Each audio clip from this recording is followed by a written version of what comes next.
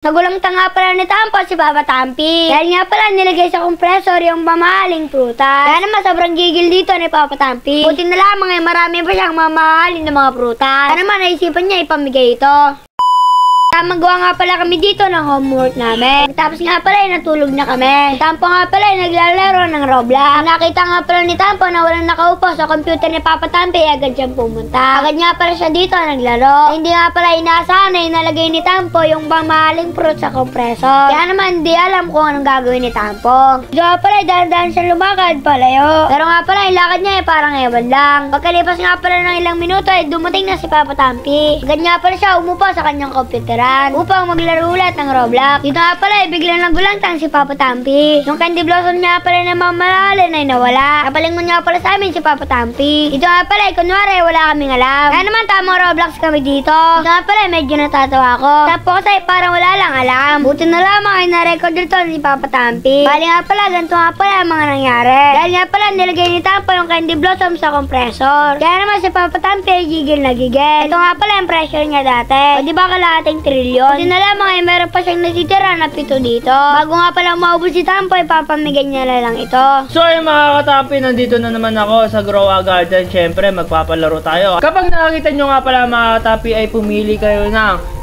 0 hanggang 9 mga katampi. Ngayon si-set up na natin siya guys. Kapag napili nila 1, bokya. Tampasin ko nga pala guys. Guys dito nakalagay guys oh. Sa number 6 nakalagay. Magkano kaya to? Guys, tingnan natin kung magkano to. Magkano to? Tingnan natin. How much this worth? Oh, di ba? Oh, meron na tayo dito isa, guys. Nabasa niya kaya 'yon, no? Post ko. So, yung mga katampi, meron ditong dalawa na nakakilala sa atin. Papapiliin natin sila. Huwag mo marang dyan! Ayan guys, papapiliin na natin siya. Pili ka, 920. Tampo, likod ni Tampo. Tampo, parang haras si Tampo eh oh. 9! 9 na pinili niya guys! Taran! Sorry! Ayan lang. Kasi kaganda kaya nito, tingnan nyo guys oh. Bokya. Number 1, 2, 3, ayun o. 4, 5, 6, 7, 8, 0, 0. O diba? Next naman James. Diyan pa rin siya sa number 6. Diyan pa rin siya sa number 6. James, ikaw ang susunod. James, pili ka na. Kung ano number na yung napupusuan. 3 ang napili niya guys. So ano ba yung number 3 natin? Syempre ito 3. Yung ating 3, ang laki! Ang laki! Ang laki na napili ni James! Bigyan natin kay James yan! Yan, na kay James na! Ah! Panalo si James! Magkano kaya yan guys? Mahal yan! Jacob! Ano sa'yo? Number? Ayan guys, pipili na siya. Nag-iisip pa si Jacob dito mga katampi.